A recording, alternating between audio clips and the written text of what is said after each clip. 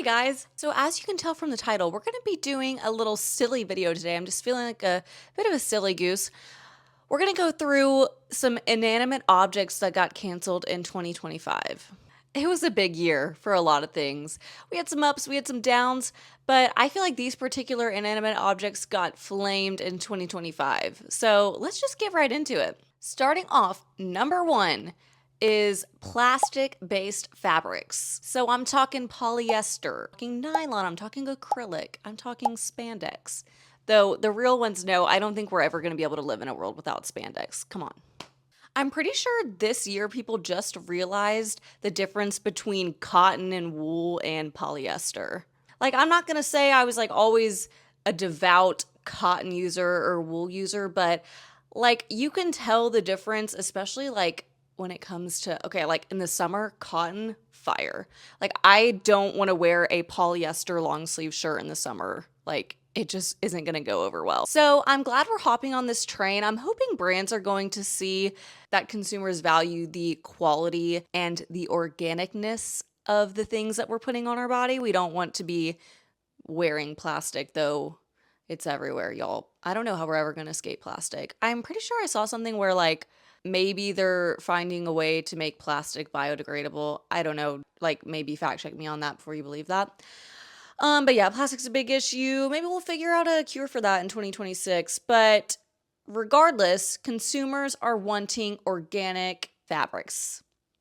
So, coming in at second place, we have the CVS checkout machines.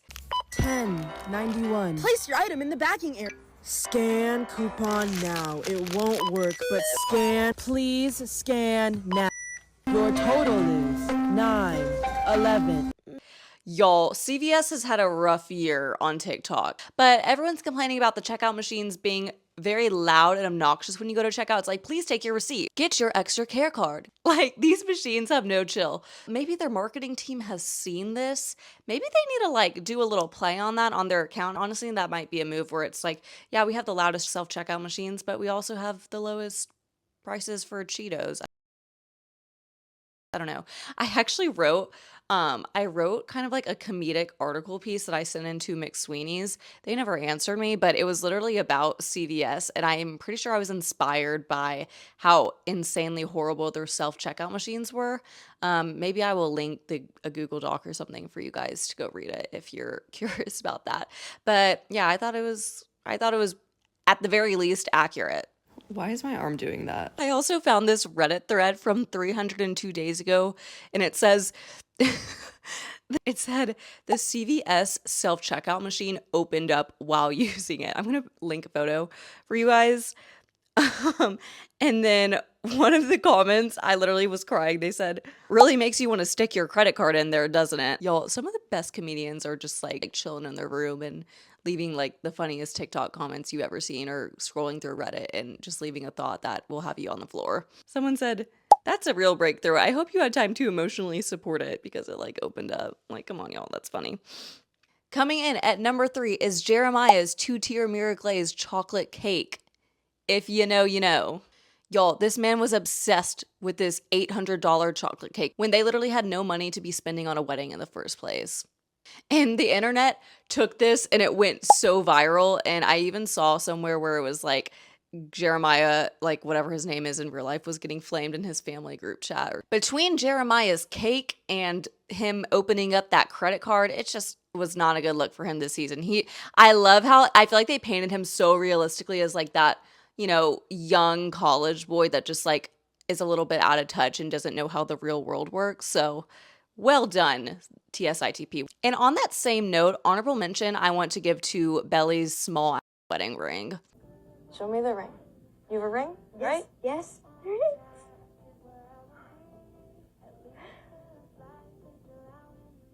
is. Is it a diamond or like a sliver of tinfoil? I remember I saw a TikTok where it was like the person had posted, leave comments like it's Belly's search history. And one of the comments was like, how to stop ring from turning your finger green. Coming in at number 4, we have corporate pizza parties. I think we should give some tips on the best ways to motivate employees. For every $1 billion of revenue that your company earns, you get one pizza party. Just cheese pizza, no ranch.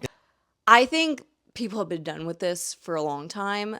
maybe like the younger generation in particular that's like just getting into the corporate world, there's like that shock where it's like, oh my God, like I have to do this for years. I think corporations probably need well, they're probably just going to replace everyone with technology, but you know, if they would like to retain people, maybe they should consider something better than a pizza party. Maybe like a few more days off in the year.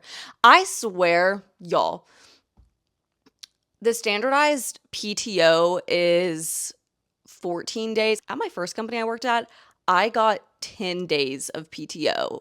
I think people would be a lot more satisfied with their job if they felt like they had like some sort of balance with their personal life and they weren't like fighting tooth and nail to just get to the office every day and then they don't get any time off to rest from that sort of lifestyle. It's a lot. Okay, coming in at number 5, men's Hinge profile prompts. Y'all, the men have been getting flamed. They've been getting absolutely destroyed on TikTok over their Hinge profiles. Let's just look at a few because they are so funny.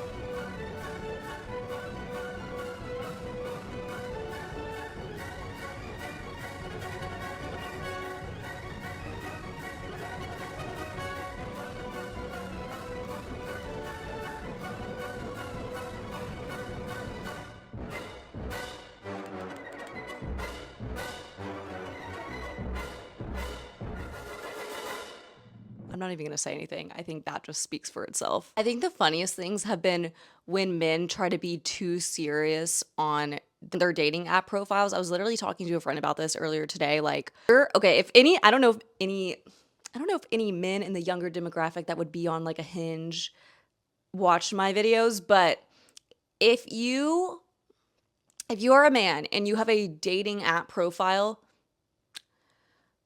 do not take yourself too seriously. Spare us the way too serious looking gym pictures. I think some girls maybe would like a gym picture, like, the shirtless where their phone's up and they're like, that's what I'm talking about. I don't like that. I think I'm not on the dating apps anyways, but when I did not like that because it's just like the guy's taking himself too seriously. Here is how you should try to come off if you're a man on a dating app. 1,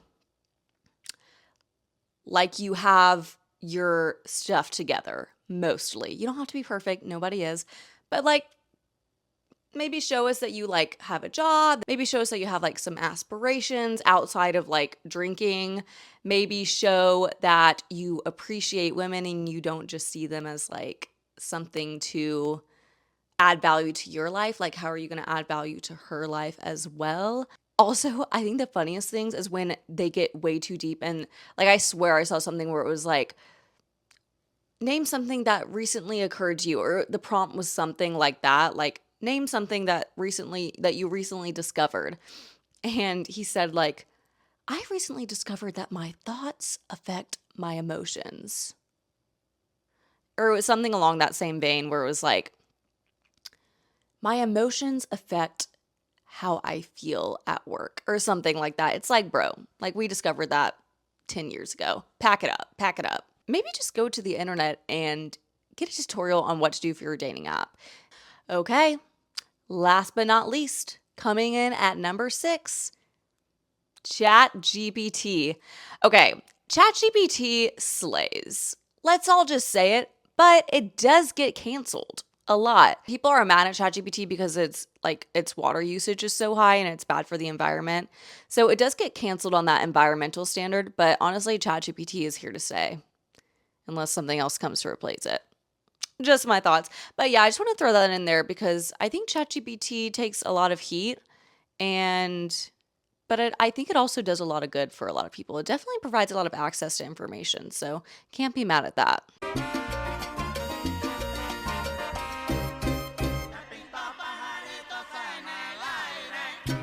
So those are the 6 things that got canceled in 2025. And I am just jazzed to see what's going to happen in 2026. What are the trends going to be? What are the cancellations going to be? Not that I really agree with cancel culture. I'm fine when it's inanimate objects like this, but when it's actual people, it's like, yo, what are we doing?